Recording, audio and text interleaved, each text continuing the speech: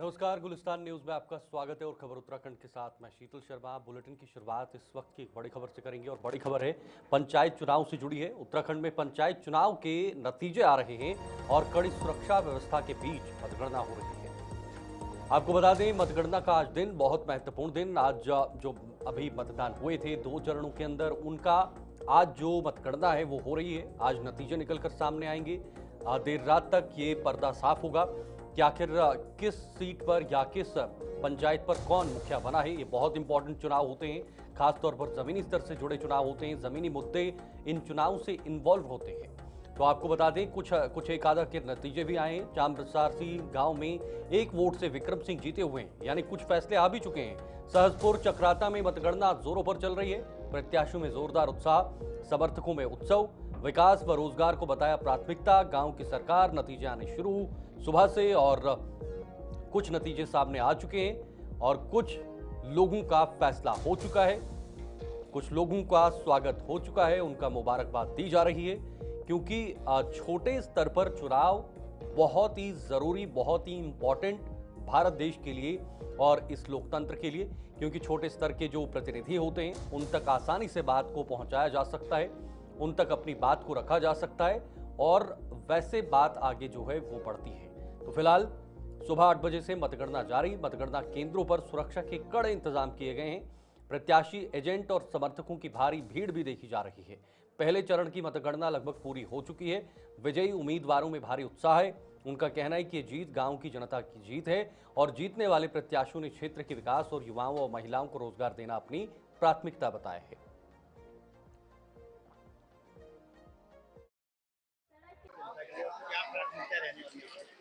जी, ये मेरी नहीं, पूरे गांव की जीत है। एक परिवर्तन की लहर चल रही थी गांव में और जनता बदलाव चाह रही थी। तो उसी वजह से जो हमें जीत मिली है, इसी वजह से मिली है। और हमारी सबसे पहले प्राथमिकता ये रहेगी कि जो गरीब तबका है उस तक सारी योजनाओं का लाभ मिले। और जो जो योजनाएं पहुंच नहीं पा रही थी पहले और जो जो वजह से पहले लोगों का आक्रोश था, वो सब हम सही कर पाएँ और जनता तक सीधा लाभ पहुंचा पाए सरकारी योजनाओं का। आगे क्या करने वाला है सरकार का महिलाओं जी, महिलाओं और युवाओं के लिए काफ़ी कुछ सोचा हुआ है, स्वयं समूह बनाने का और युवाओं को एक खेल की तरफ मोड़ने का, क्योंकि नशे में युवा बहुत जा रहा है। क्योंकि खेल की तरफ प्रोत्साहन करने के लिए हमने काफ़ी कुछ चीज़ सोची हुई है। हम मिलकर सब गाँव वाले बैठेंगे, एक सामूहिक रूप से एक विचारधारा बनाएंगे किस तरह से हमें आगे चलना है और उसको लेके आगे चलेंगे। विकास कार्य को जी, वो कारण उसके रहे क्योंकि जो हमारे पहले प्रधान थे वो 3 बार से जीतते आ रहे थे और एक विशेष वर्ग को एक चीज़ों का फायदा मिल रहा था।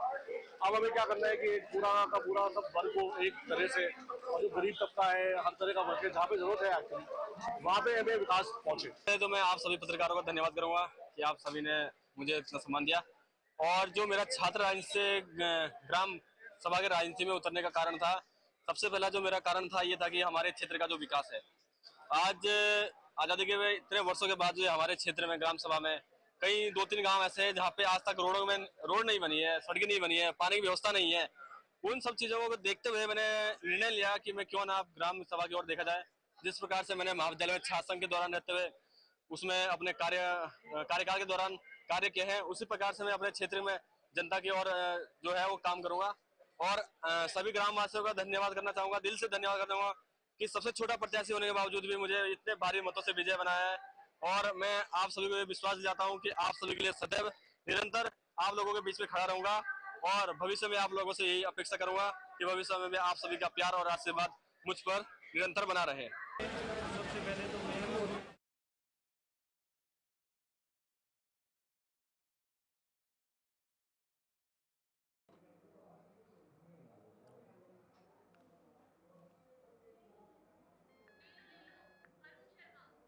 तो फिलहाल वरिष्ठ पत्रकार अरुण शर्मा इस पर हमारे साथ इस वक्त फोन लाइन पर बने हुए।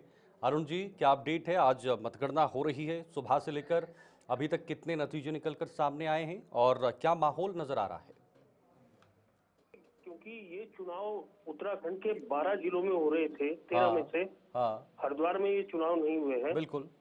तो इसलिए अभी निश्चित तौर पर फिक्स संख्या बताना मुश्किल है। लेकिन ये है कि कम से कम 2500 से ज्यादा प्रधानों के नतीजे निकल गए। ओके। उसके अलावा लगभग 1,500 के करीब क्षेत्र पंचायत के निकल गए और लगभग 300 के करीब जिला पंचायत उम्मीदवारों के नतीजे निकलने वाले हैं या निकल चुके हैं। तो ये तमाम चीजें हैं।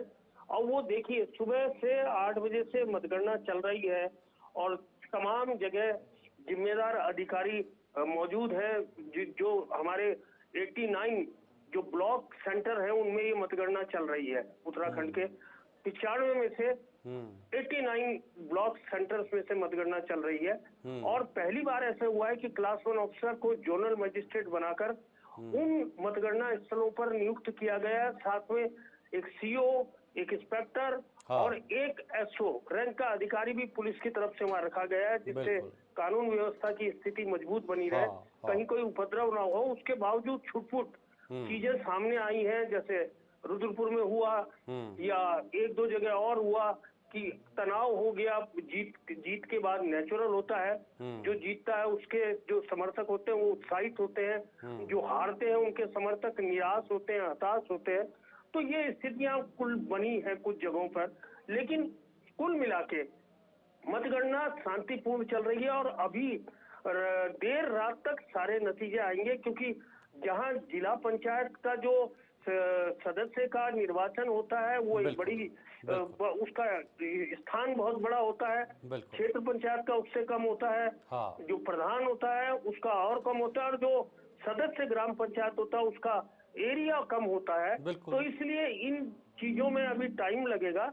अच्छा अरुण जी, ये कहा जा लोगों में उत्साह कितना नजर आ रहा है, क्योंकि ये छोटी सरकार बनेगी और उनके अपने प्रतिनिधि जो सबसे करीबी प्रतिनिधि होते हैं, जिनके पास आसानी से जाया जा सकता है और अपनी बात को रखा जा सकता है, तो लोगों का उत्साह, लोगों की खुशी क्या कह रही है? निश्चित तौर पर देखिए, ये चुनाव 1 साल विलंब से हो रहे हैं, वो भी हाई कोर्ट के आदेश पर हो रहे हैं और इसमें उत्साह बहुत था चुनाव को लेकर, चुनाव से पहले भी। और आज जो प्रत्याशी जीते हैं उनके समर्थकों में और ज्यादा है, क्योंकि छोटी सरकार है, छोटे छोटे काम होते हैं जो ग्राम पंचायत के स्तर पे होते हैं या क्षेत्र पंचायत या जिला पंचायत के, ये छोटे काम हैं। इनसे ज्यादा बड़े काम जो होते हैं वो विधायक के होते हैं, फिर हम कहें संसद सदस्य के होते हैं। तो ये जो छोटे काम, सबसे नजदीकी जो व्यक्ति होता है वो आपका ग्राम पंचायत का जो सदस्य निर्वाचित हुआ वो होता है, जो उस वार्ड का निवासी होता है, जिस वार्ड की 500-700 जनसंख्या होती है। तो वो निश्चित तौर पर उन लोगों को उस निर्वाचित प्रतिनिधि से कुछ उम्मीद होती है। अब वो उसको उस पर कितना खरा उतरता है ये तो भविष्य बताएगा, क्योंकि आज निर्वाचन हो रहा है, उसके बाद इन्हें सर्टिफिकेट मिलेंगे, उसके बाद जो बैठकें होंगी जब शुरू अलग अलग स्तर पर, तो उन बैठकों के में क्या प्रस्ताव आते हैं, उन प्रस्तावों पर क्या निर्णय लिए जाते हैं, कौन कौन से काम होते हैं, और ये देखिए उसके बाद निर्णय लिया जाएगा, उसके बाद ये चीजें तय होती है। लेकिन निश्चित तौर पर जो जीते हुए प्रत्याशी हैं उनके समर्थकों में बहुत ज्यादा उत्साह है। बिल्कुल होना भी चाहिए, क्योंकि लोकतंत्र के इस पर्व को मना रहे हैं। बहुत बहुत शुक्रिया अरुण जी हमारे साथ ज्वाइन होने के लिए। हमारे वरिष्ठ पत्रकार जो इस वक्त बता रहे थे कि कई ऐसे मेंबर्स हैं जो ग्राम प्रधान हैं, उनका नतीजा आ चुका है, जो जिला चुनाव के लिए उठे हैं उनका नतीजा भी आ चुका है, और कुछ जो छोटे इलाकों पे जिन्हें मेंबर्स कहा जाता है या पंच कहा जाता है, उनके भी बहुत सारे परिणाम जो है वो निकलकर सामने आ चुके हैं। और देर रात तक ये पूरा जो मामला है वो साफ हो जाएगा, तस्वीर साफ हो जाएगी कि कौन कहाँ का प्रधान बना, कौन किसको कहाँ की जिम्मेदारी मिली, ये देर रात तक ही साफ हो पाएगा। आगे बढ़ेंगे। देहरादून के साड़ा सिरौली गांव में कंचन सिंह ने ग्राम प्रधान पद पर 110 वोटों की बढ़त से जीत दर्ज की है। वहीं सिला गांव से मगन ने ग्राम प्रधान पद 1 वोट के अंतर से जीता है। दोनों ने गांव के विकास को अपनी प्राथमिकता बताया है।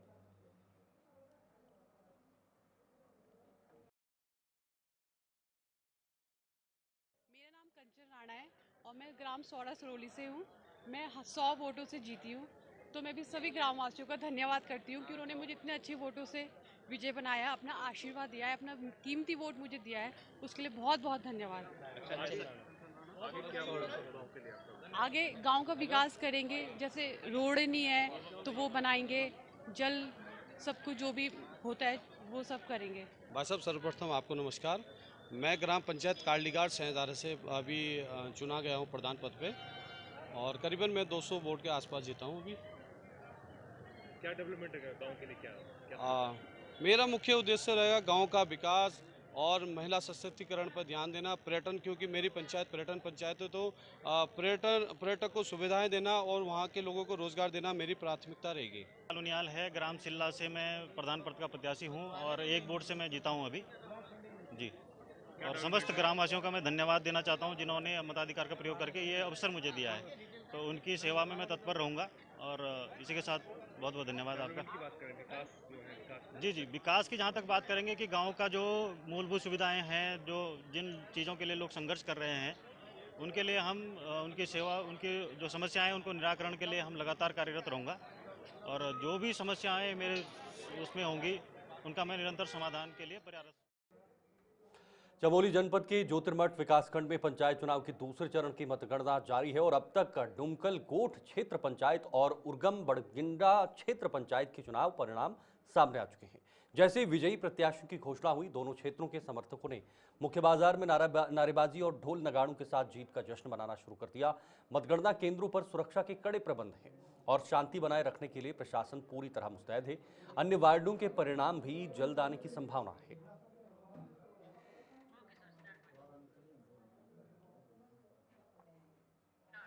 वहीं काशीपुर में पंचायत चुनाव की मतगणना काशीपुर में पूरे जोर शोर से चल रही है। मंडी स्थित मतगणना स्थल पर सुबह से ही गहमा गहमी का माहौल बना हुआ है। प्रत्याशियों और उनके समर्थकों की भारी भीड़ मतगणना स्थल के बाहर जुटी है। किसी भी स्थिति से निपटने के लिए प्रशासन ने कड़े सुरक्षा इंतजाम किए।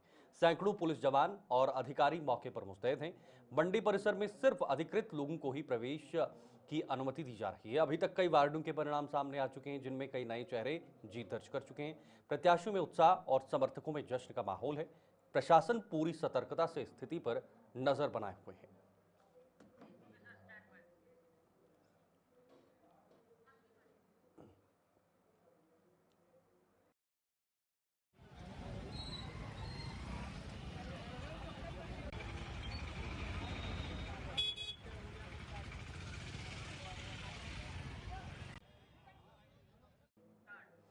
अगली खबर की तरफ बढ़ेंगे। मुख्यमंत्री पुष्कर सिंह धामी सचिवालय में खाद्य एवं रसद विभाग की गेम चेंजर योजनाओं की समीक्षा बैठक की है।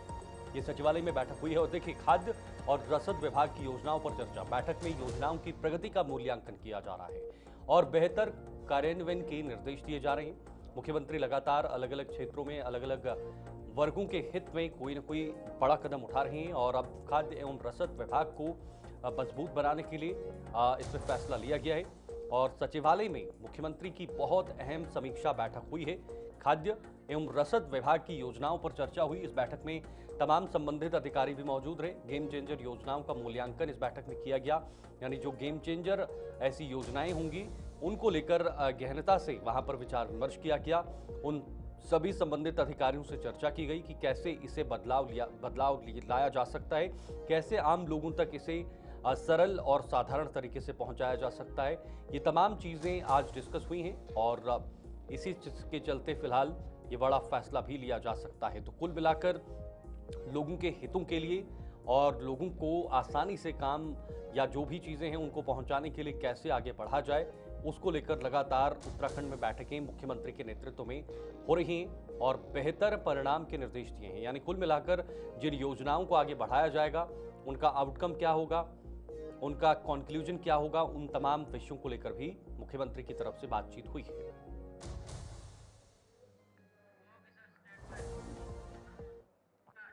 तो इधर रुड़की में डाडापट्टी फरकपुर गांव में संत शिरोमणि रविदास जी की खंडित मूर्ति की पुनः स्थापना धार्मिक विधि विधान से कर दी है, जिससे पूरे गांव में हर्ष की लहर दौड़ गई है। कुछ दिन पूर्व असामाजिक तत्वों द्वारा मूर्ति खंडित किए जाने पर दलित समुदाय में भारी आक्रोश देखने को मिला था। घटना की जानकारी मिलते ही कांग्रेस युवा नेता अभिषेक राकेश और भगवानपुर थाना अध्यक्ष सूर्यभूषण नेगी मौके पर पहुंचे। पुलिस ने तत्परता दिखाते हुए अज्ञात आरोपियों के खिलाफ मुकदमा दर्ज कर जांच शुरू कर दी। इसके बाद कांग्रेस नेता अभिषेक राकेश ने ग्रामीणों के सहयोग से नई मूर्ति मंगवाकर धार्मिक रीति से स्थापित करवाई है। उन्होंने लोगों को भरोसा दिलाया कि दोषियों पर सख्त कार्रवाई करवाई जाए। पुलिस व स्थानीय नेतृत्व की सूझबूझ से गांव में शांति व सौहार्द का माहौल बना रहे। 7 बजे की घटना है। जब मुझे पता चला, शुरू में 7 बजे के करीब मैं यहीं से गया था। गांव में एक कंदूरी थी डाडापट्टी में अमरीश भाई के यहाँ। उसके बाद में किसी ने मतलब आपस में आपसी माहौल खराब करने के लिए इस तरह की घटना वो की है घटना। और इसकी हम सभी समाज वालों ने, सभी गांव वालों ने मिलजुल कर बहुत मतलब वो की है निंदा की। भाई इस तरह का कार्य कभी आज तक हमारे गांव में कोई इस तरह का माहौल नहीं है। सब आपसी भावना से रहते हैं, सब प्यार से रहते हैं मिलजुल के। तो ये इस तरह का माहौल खराब करने वाली एक घटना है। मुझे लगता है वैसे कोई जो भी है वो पकड़ा तो जाएगा एक ना एक दिन, लेकिन उसका इलाज बढ़िया तरीके से होना चाहिए। और जो जितने भी सम्मानित साथी हमारे यहाँ एक फोन पे, एक फेसबुक के माध्यम से या मैसेज के माध्यम से पहुंचे, उन सभी का बहुत बहुत आभार, धन्यवाद। जनप्रतिनिधि पुलिस प्रशासन का जिसने एकदम तुरंत कार्रवाई की और उनके खिलाफ मुकदमा दर्ज हुआ। तो मेरा यही कहना है आप सभी के माध्यम से, चैनल के माध्यम से, कि उनके ऊपर कड़ी से कड़ी कार्रवाई हो ताकि आगे भविष्य में कभी कोई ऐसी घटना को अंजाम ना दे सके। हमें सूचना मिली कि ग्राम हमारे इस फरकपुर में शरारती तत्वों द्वारा, सामाजिक तत्वों द्वारा हमारे संत शिरोमणि गुरु रविदास जी महाराज जी की मूर्ति को खंडित कर दिया गया। और सूचना मिलते ही सभी ग्रामवासी जितने जिम्मेदार हैं उनके साथ हम यहाँ मौका पर पहुंचे और मौके का जायजा लिया और तो देखा कि उन शरारती तत्वों द्वारा जो ये कृत्य किया गया है, उसके परिप्रेक्ष्य में हमने थानाध्यक्ष महोदय को और चौकी इंचार्ज जो हमारे विनय द्विवेदी जी, उनको यहाँ पर बुलवाया और उसके बाद तत्काल उस मामले में मुकदमा पंजीकृत कराया। और रात सभी गाँव वासियों के सहयोग से और मंदिर समिति के कमेटी के जिम्मेदार साथियों के सहयोग से मूर्ति की आज सुबह प्रातःकाल के लिए वादा किया गया और जो कि विधायक जी द्वारा बात करके उस मूर्ति को स्थापना के लिए पहुंचा दिया गया है। मूर्ति का स्थापना का कार्यक्रम चल रहा है पूरे तरीके से, सामाजिक तरीके से, सम्मान से सम्मान, जिस प्रकार से हमारे संतों का, महात्माओं का सम्मान होना चाहिए, हमारे बड़े महापुरुषों का सम्मान होना चाहिए, उस तरीके से सभी जिम्मेदार साथी, राजनीति को अलग रखते हुए सभी जिम्मेदार साथी इस चीज के लिए एकजुट होकर आज मूर्ति स्थापना का कार्य कर रहे हैं। और हमें उम्मीद है कि प्रशासन जिस तरीके से मुकदमा पंजीकृत करने में उन्होंने समय नहीं लिया, हमें उम्मीद है कि जल्द से जल्द आज एक दो दिन में, आज दो चार दिन में जो अपराधी हैं उनको पकड़ा जाएगा और उनके खिलाफ कड़ी से कड़ी कार्रवाई प्रशासन द्वारा की जाएगी, ऐसी हमें आशा है। वरना हम भी अपने तरीके से और मजबूती से गाँववासियों को आगे जोड़कर इस काम में आगे बढ़ेंगे। घोषणा की है जितने हमारे विधानसभा के अंदर, भगवानपुर के अंदर ऐसी लोकेशन पर जो कि गांव से थोड़ा हटकर, जैसे अंबेडकर पार्क हो या रविदास मंदिर हो, जहां पर भी गांव से हटकर जो लोकेशन है, जहां पर लोग हमारे, क्योंकि हमारा समाज बराबर देखभाल इसलिए नहीं कर सकता क्योंकि आते हैं बेचारे काम धंधे वाले व्यक्ति हैं, अपना कामकाजी व्यक्ति हैं, सुबह शाम में चक्कर लगा देते हैं। पूरे 24 घंटे बैठना मेरा मानना है और समाज के लोगों के लिए भी सही से पूर्ण नहीं किया जा सकता। तो उसकी व्यवस्था के लिए हमने जितने गांव के बाहर की लोकेशन है उनमें सीसीटीवी की व्यवस्था अंबेडकर पार्कों पर और रविदास मंदिरों पर, जितने भी हमारे पूरे विधानसभा। इंदिरा गांधी राष्ट्रीय वन अकादमी देहरादून में प्रशिक्षण प्राप्त कर रहे भारतीय वन सेवा यानी IFS 2023 बैच के परीक्षार्थियों का दीक्षांत समारोह आयोजित किया गया। मुख्य अतिथि न्यायमूर्ति V रामा सुब्रमण्यम, अध्यक्ष राष्ट्रीय मानव अधिकार आयोग ने प्रशिक्षु अधिकारियों को प्रमाण पत्र और पदक प्रदान किए। इस अवसर पर उन्होंने अधिकारियों को सफलता की बधाई देते हुए कहा कि भारतीय वन सेवा में प्रशासनिक जिम्मेदारियों के साथ नैतिक व संवैधानिक प्रतिबद्धताएं भी शामिल हैं। उन्होंने अधिकारियों से वनाश्रित समुदायों की परंपराओं को समझते हुए वनों और लोगों के कल्याण के लिए कार्य करने की अपील की है। I have come here to deliver the convocation address for the 55th recruitment of the 2023 batch of Indian Forest Service officers. I conveyed basically 3 messages to them. Number one, as public servants, they are supposed not to break the law at any point of time. They must adhere to the rule of law. The second thing that I conveyed to them was that they must be people friendly. They must try to help people. Shri Kedarnath यात्रा मार्ग पर सोनप्रयाग से गौरीकुंड के बीच मुनकटिया क्षेत्र में लगातार हो रही वर्षा और बोल्डरों के गिरने से मार्ग 29 जुलाई से अवरुद्ध है। मलबा हटाने का कार्य अभी भी जारी है। प्रभावित क्षेत्र में फंसे श्रद्धालुओं को सुरक्षित निकालने के लिए SDRF और NDRF की टीमें दिन रात राहत एवं बचाव कार्य में जुटी हैं। पूर्व में बनाए गए पैदल वैकल्पिक मार्ग भारी बारिश से क्षतिग्रस्त हो चुके थे, जिसके बाद एक नया वैकल्पिक मार्ग तैयार कर यात्रियों को स्थानीय पुलिस के सहयोग से सुरक्षित निकाला जा रहा है। कल देर शाम तक एसडीआरएफ ने कुल 1088 यात्रियों को रेस्क्यू किया, जिनमें 855 पुरुष, 204 महिलाएं और 29 बच्चे शामिल हैं। लगातार गिर रहे पत्थरों और दुर्गम रास्तों के बावजूद जवानों ने अपने जीवन की परवाह किए बिना बचाव कार्य को अंजाम दिया। प्रशासन की निगरानी में मार्ग बहाली का कार्य तेजी से जारी है और यात्रियों से अपील की है कि वे प्रभावित क्षेत्र में यात्रा से पूर्व प्रशासनिक सूचना अवश्य लें।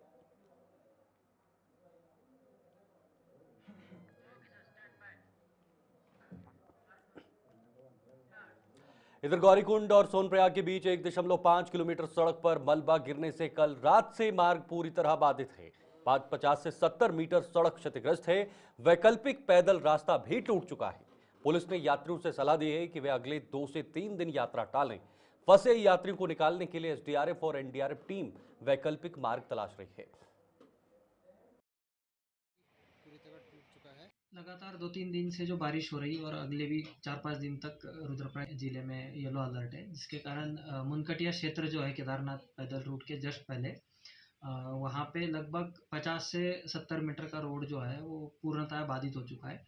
और चूँकि लैंडस्लाइडिंग की मात्रा ज़्यादा है तो हमें आशंका है लगभग 2 से 3 दिन इसमें खुलने में लगेंगे। जो उस पैच का मार्ग है वो चलने लायक भी नहीं है। नॉर्मली हम लोग जब भी इस स्थिति में गाड़ियों को रोक के पैदल मार्ग से यात्री भेजते थे, पर जो पैदल मार्ग अल्टरनेट था वो भी बह जाने के कारण कोई भी मार्ग अभी गौरीकुंड जाने के लिए अवेलेबल नहीं है। तो मेरी सारी यात्रियों से निवेदन है कि अगले 2-3 दिन तक केदारनाथ की तरफ अगर आपकी यात्रा का प्लानिंग हो तो किसी अन्य धार्मिक स्थल की यात्रा पूर्ण कर ले। अगले 2-3 दिन तक मार्ग खुलने तक। आगे बढ़ेंगे। देहरादून में जिलाधिकारी सविन बंसल के निर्देश पर उप जिला चिकित्सालय ऋषिकेश में आधुनिक सुविधाओं से लैस हाईटेक टीकाकरण कक्ष का निर्माण पूरा हो गया है। इस कक्ष में बच्चों और महिलाओं के लिए आरामदायक सीटिंग, एयर कंडीशनिंग, अलग पंजीकरण काउंटर, मनोरंजन की व्यवस्था की गई है। दवाई वितरण काउंटर भी बढ़ाए गए हैं। जिलाधिकारी की निगरानी में निरंतर औचक निरीक्षण और त्वरित निर्णय लेने की कार्यशैली के कारण स्वास्थ्य सेवाओं में सुधार हो रहा है। डीएम ने कहा कि जनमानस की सुविधा सर्वोपरि है और अस्पतालों को आधुनिक बनाया जाएगा।